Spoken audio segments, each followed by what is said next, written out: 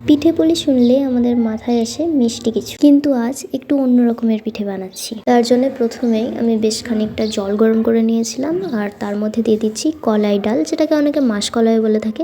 এরপর নুন, হলুদ, জিরে, আদা, কাঁচা লঙ্কা বাটা আর সামান্য চিনি দিয়ে ভালো করে ডালটাকে সেদ্ধ করে নেব। ডালটা পুরোপুরি সেদ্ধ হয়ে গেলে এর মধ্যে দিচ্ছি চালের গুঁড়ো, নিয়ে এবার ভালো করে মিশিয়ে নিয়ে যখন একটু ঠান্ডা হয়ে যাবে তখন ডোটা হাতের সাহায্যে ভালো করে মাখিয়ে তৈরি করে নিচ্ছি।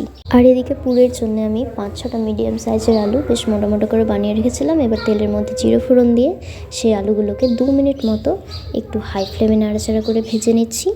তারপর 2 মিনিট পর এর মধ্যে দিচ্ছি স্বাদ মতো লবণ আর সামান্য হলুদ গুঁড়ো। এবার ভালো করে মিশিয়ে নিয়ে গ্যাসের ফ্লেমটা মিডিয়ামে রেখে আরও 4-5 মিনিট একটু ভেজে নিয়ে তারপর দিচ্ছি গ্রেট করা আদা, একটু ধনে গুঁড়ো, একটু জিরে গুঁড়ো।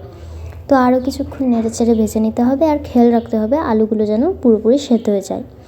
তো আরও মোটামুটি 5 মিনিট পর আলুর পুরটা রেডি হয়ে গেছে। নিয়ে এবার প্রথমে যে ডোটা তৈরি করে রেখেছিলাম ডাল আর চালের গুঁড়ো দিয়ে, সেই ডোটা একটু একটু করে নিয়ে তার মধ্যে আলুর পুরটা ভরে পিঠেগুলো বানিয়ে নিচ্ছি। একইভাবে সবগুলো পিঠে তৈরি করে নিয়ে তারপর তেলের মধ্যে দিয়ে ভালো করে একটু গোল্ডেন ব্রাউন করে ভেজে নিচ্ছি।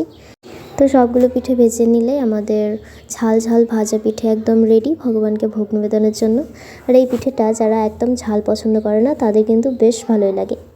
তো যাই হোক, দেখুন এটা কত সুন্দর লোভনীয় হয়েছে। তারপর তুলসী দিয়ে ভগবানকে ভোগ নিবেদন করলাম, আর আমি এখানে একটা ভেঙে দেখাচ্ছি যে এটা দেখতে কত সুন্দর হয়েছিল। হরে কৃষ্ণা, হরি বল।